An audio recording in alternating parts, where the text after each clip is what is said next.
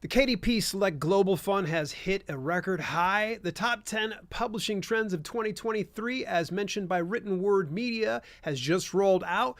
The Alliance of Independent Authors brings up two very great pieces about Overdrive and an author that faked her own death. All that in today's self-publishing news. Let's just go ahead and rip-roar right into all these things and start out with the Written Word Media post about the top 10 publishing trends for 2023. So let me just go ahead and make this one very, very simple here for you guys and gals.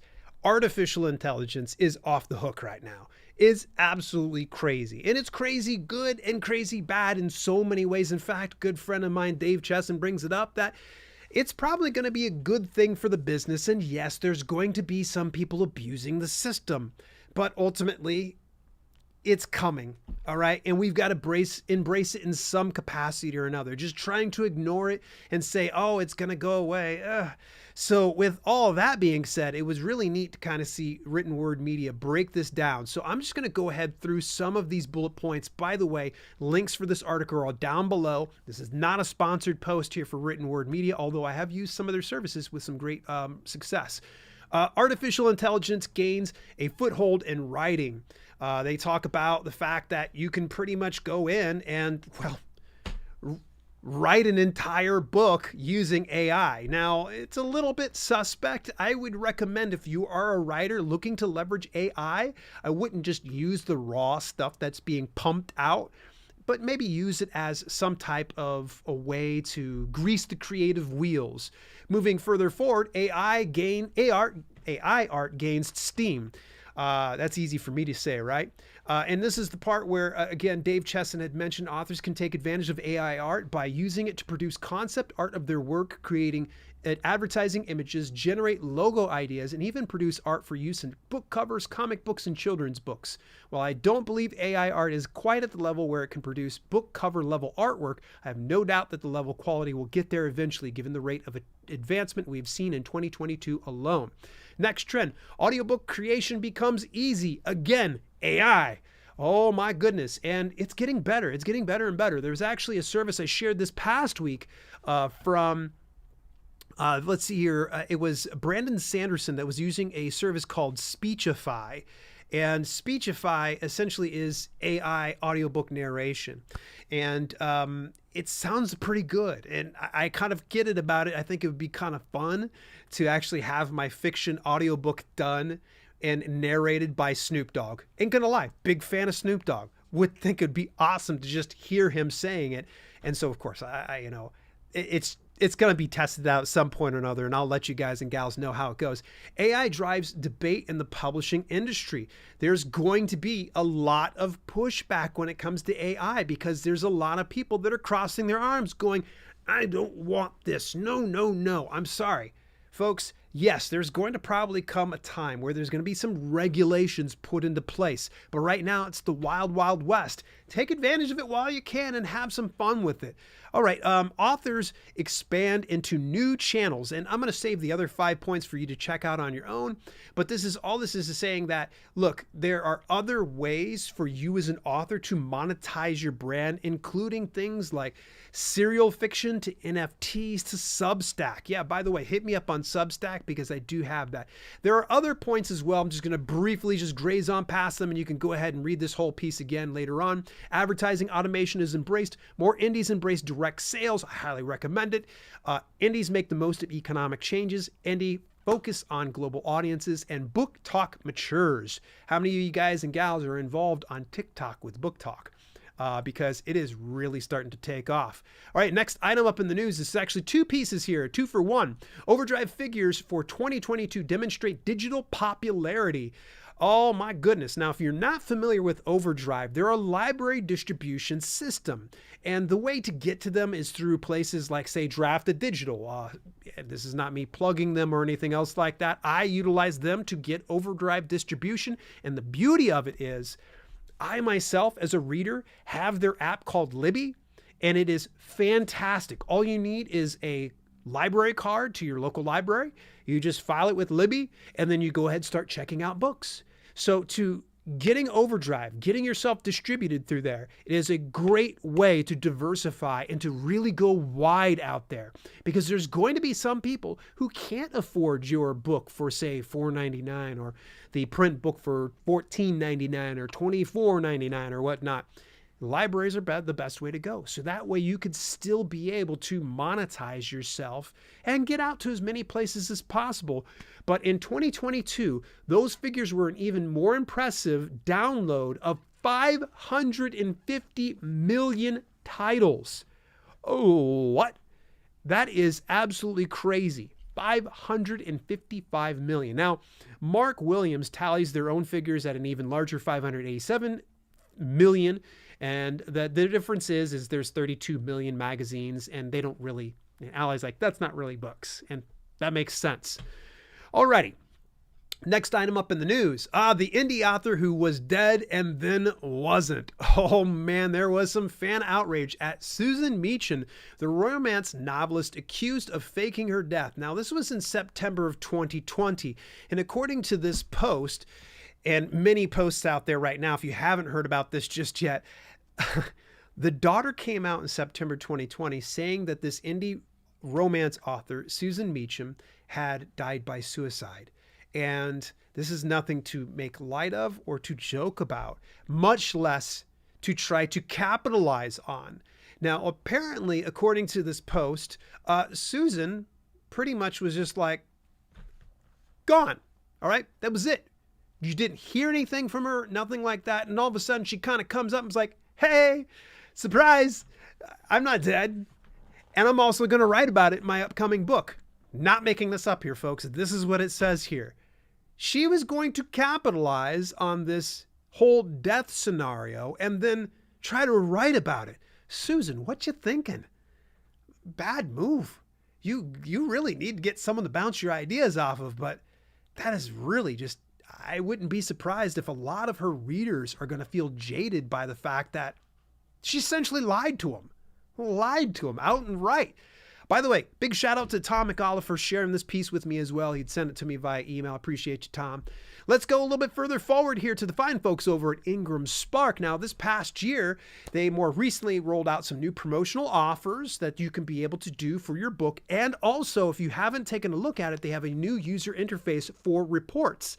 It's faster, easier, and more reliable. So those of you out there that were like really frustrated with having to get your reports emailed to you from your Ingram Spark dashboard, no longer the case.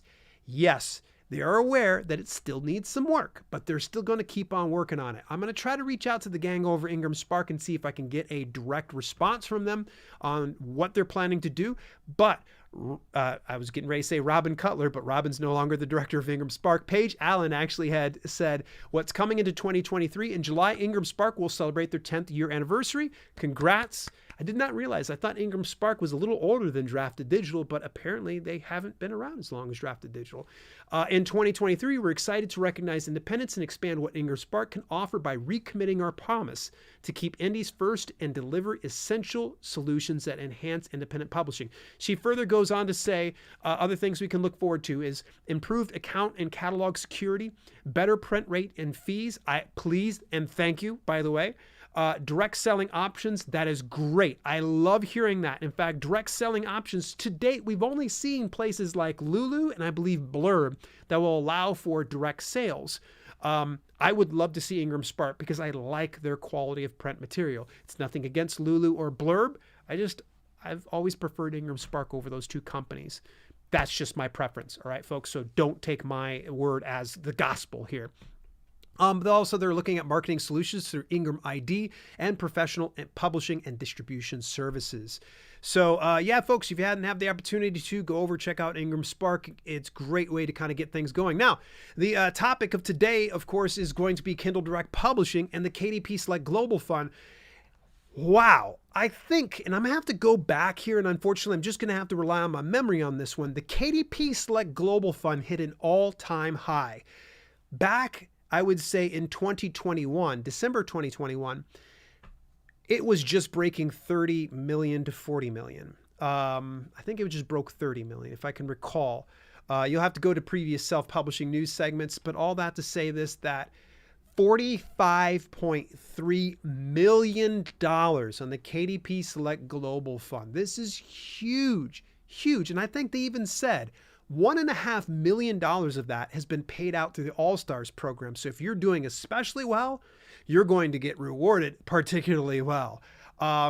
You might have heard me on a few instances say, KDP Select's not for everyone. And it's not for everyone. But I always recommend authors to at least try it out for 90 days because it might work out really well for you. But if you're not seeing a bunch of paid reads, I would just recommend go wide. Jump, skip past KDP Select because that large pool looks beautiful. But if you're not getting any piece of that pie, what's the point of actually doing it in the first place? All right, next item up here. This actually was a good reminder here to me. And actually, I've been meaning to tell everybody about this.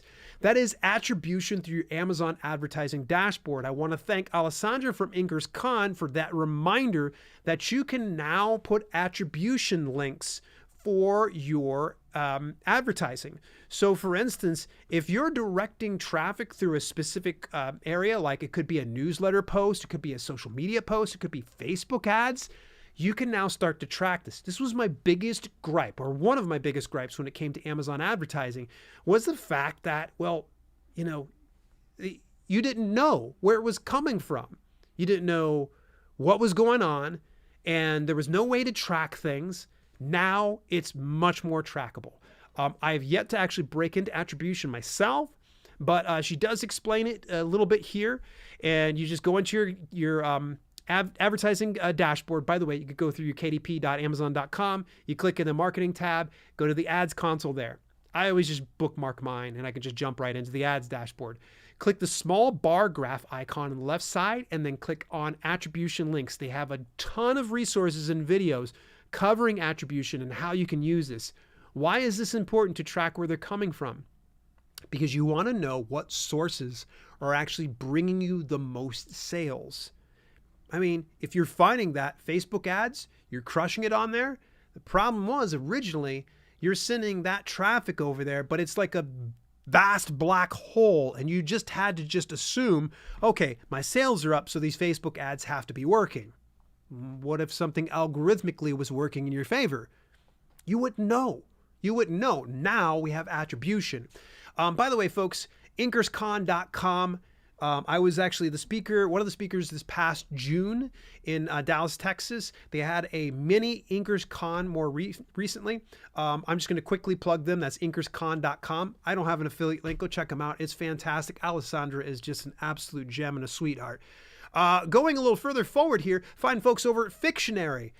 Fictionary is a company that actually, they have a tool where you can actually put your writing in there and it will analyze. And we're not talking like it's not Grammarly and it's not pro writing aid. It actually looks at structure and it looks at pacing and things like that. But Fictionary actually just launched a podcast and they actually have it over on their YouTube channel. You can go take a look at it. They have 2 of their podcast episodes up already. Highly recommend you go over, check it out. Don't just sit here listening to my podcast all the time. There are many great podcasts out there. Next item up here is from ebook fairs. Yes, this is an affiliate relationship that I have with them. They actually have quite a few opportunities for doing some virtual fairs with other authors. And this includes, currently open book fairs include steamy paranormal horror romance. Let me drop this over here so everybody can see exactly what I'm talking about. Sci-fi romance, science fiction, Mr. Big's true crime, funnies for the funny bone, kids activity books. That's kind of cool to see that they're doing some of the low content books. Pre-Halloween Dino Alien Book Fair Part 2, Italian American books of The Couple, The Children's Hour, and Dystopia Mania. Now, how virtual book fairs work is like what you would think. It's almost like a in-person book fair, but it's online, it's digital.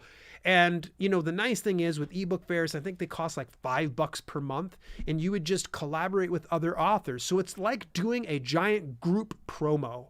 And I've heard some great results with this, and I would like to probably report back to you guys relatively soon and test it out myself. Big shout out to Kenny Myers, the founder of eBook Fairs. Go over to dalelinks.com/ebookfairs. And as we start to wrap up today's podcast, I want to, of course, get a really quick plug here for my new video on demand service that is available in the Apple Store as well as online. Go over to theselfpublishinghub.com. For $9.99 per month, you'll be able to get over 100 videos. And let's see here, 1, 2, 3, 4 courses, 5 courses. There's numerous series that I have inside the Self-Publishing Hub. You go on over to theselfpublishinghub.com to get your fix today. You can start it anytime you want and cancel whenever you like. That's, again, theselfpublishinghub.com. Till later, this has been Self-Publishing with Dale, and I'll catch you in next week's Self-Publishing News. Hey, thanks so much for tuning in. Special shout out to my channel members for both the podcast channel and the main channel. Without your support, some projects we do at Self-Publishing with Dale would be much harder to fund. If you want to contribute to the cause, visit dalelinks.com/memberships for details and get your on-screen shout out at the end of each broadcast. Till later, this has been Self-Publishing with Dale, and I'll see you soon.